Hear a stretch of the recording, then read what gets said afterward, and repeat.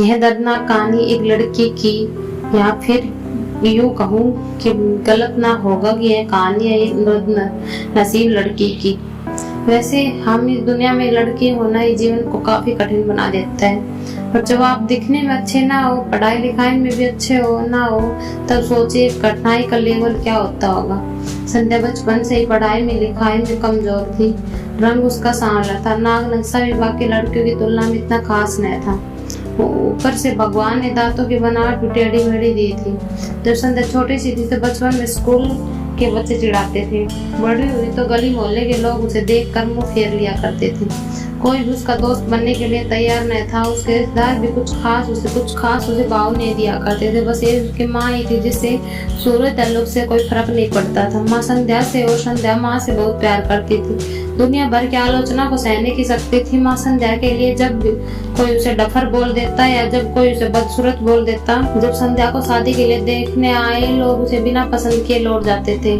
यहाँ तक भी जब खुद के पापा इसे मनहूस बोल देते थे, माँ ही थी जो उसे समझाती थी और लोगों के बोलने से क्या होता है, तो मेरी प्यारी बेटी है। भगवान के किए इतने सारे अन्याय के बावजूद संध्या जीना सीख गई। वह खुश रहना सीख गई थी। जो भी गिने चुने लोग उसे बातें करते, उनके चुटकुले सुनाकर हंसाया करते थे। खुद भी ठाके लगाकर हंसा करते थे। इसके अलावा एक और बहुत बड़ी खूबी थी, संध्या उसे खाना बनाने में बहुत मजा आता था। ना सिर्फ खाना बनाने में मजा आता था, उसका बनाया खाना खाकर लोगों का स्वाद आता था। वह उनको तृप्त कर जाता था। यह उसमें अपने आप को नहीं आया था। दुनिया के ठुकराए जाने के बाद अपना सारा समय खाने की रेसिपीज, किताबें, रेडियो शो, टीवी चैनल समर्पित कर दिया था। संध्या की तारीफ तो कोई भी नहीं करता था, लेकिन उसके हाथों से बने खाने की तारीफ हर व्यक्ति करता था। उसे चखता एक गुण से संध्या अपने आजू बाजू की औरतों में फेमस हो गई थी।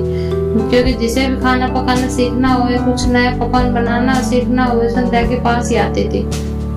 संध्या भी खुशी खुशी उन्हें सब सिखाती। उसके पास आने वाली औरतें अच्छा खाना बनाना सीख जाती। लेकिन लाख कोशिश के बाद भी संध्या के हाथों में जादू था जो सबको तृप्त कर जाता था। कोई न सीख पाता। संध्या की जिंदगी इतने उतार चढ़ाव के साथ कट रही थी कि एक बार फिर से माँ बाप ने जी तोड़ कोशिश कर एक फैमिली को संध्या को देखने के लिए मना लिया।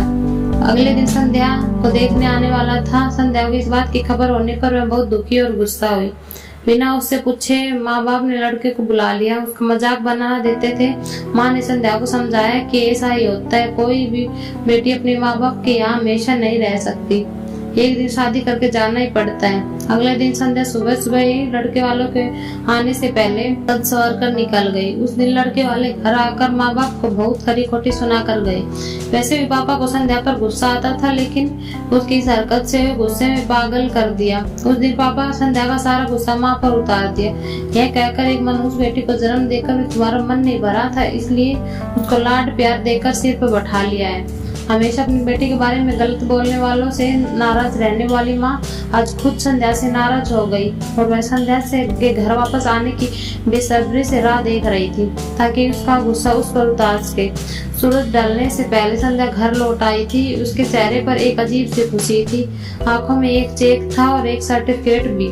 संध्या माँ से कुछ कहना चाहती थी, लेकिन इससे पहले संध्या ने अपने मुंह से एक भी शब्द कह पाती, माँ ने उसे खरी खोटी सुनाना शुरू कर दिया। गुस्से में माँ बोलते बोलते इतना कुछ बोल गई कि संध्या ने कभी सपने भी नहीं सोचा था। माँ ने कहा, बाकी सभी लोग सही थे, तुम सच में मनहूस हो।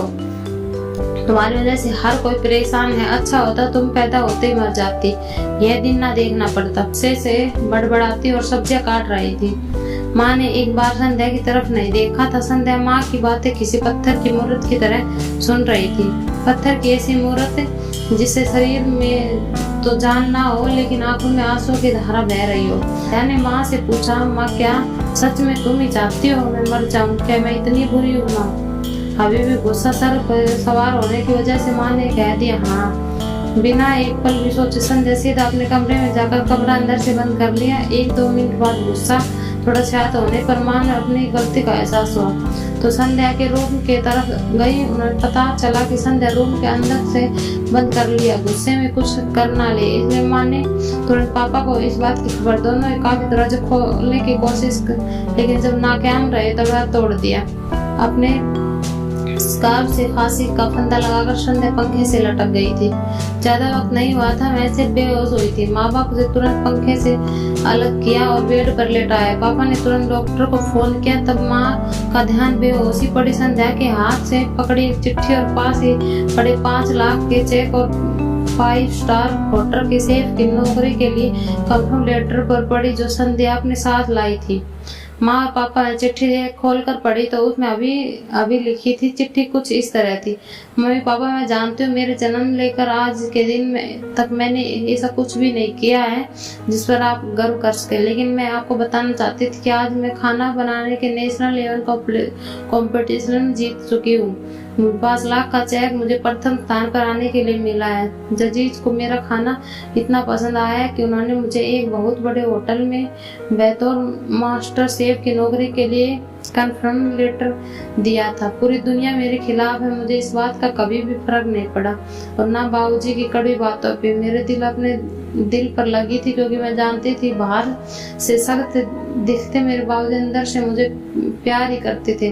प्यार ना करते होते तो बिना मांगे मुझे कपड़े, मिठाई, पटाखे सब ना ला कर देते। माँ के प्यार को कोई क्या बयां कर सकता है। मेरी माँ मेरे लिए सारी दुनिया थी। जब माँ मेरे साथ होती है तो मुझे किसी बात की परवाह नहीं होती। मेरी माँ मेरी थी, इसलिए मुझे किसी की जरूरत नहीं थी। मेरी माँ मेरे साथ नहीं है तो दुनिया मेरे साथ नहीं है, इसलिए मैं आज दुनिया को अलविदा कह जा रही हूँ। मैं जानती हूँ आपने कभी ना कभी भगवान से यह दुआ जरूर मांगी होगी कि अगले जन्म में मेरे जैसी औलाद ना मिले, लेकिन मैं हमेशा प्रार्थना करती थी कि अगले जन्म में तो क्या मेरे हर जन्म में मुझे जैसा माँ बाप मिले। आज भी यही प्रार्थना करके उसी भगवान के पास जा रही हूँ। चिट्ठी पढ़ते पढ़ते माँ और पापा सर से पाँव तक पछतावे में डूब गए थे। बेहोश पड़ी संध्या के सर पर हाथ फेरते हुए फूट फूट कर रो रहे थे। दोस्तों, पूरी कहानी पढ़ने के लिए धन्यवाद। मैं जानती हूँ यह कहानी आपके दिल छू गई होगी। मैं उम्मीद कर सकती हूँ कि आप जाने अनजाने किसी व्यक्ति उसके भारी लुक्स की वजह से दिल नहीं दुखाएंगे।